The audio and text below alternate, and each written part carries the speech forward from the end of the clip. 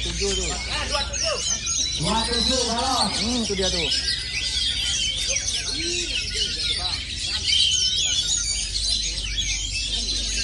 Masuk tengah bang. Masuk tengah bang.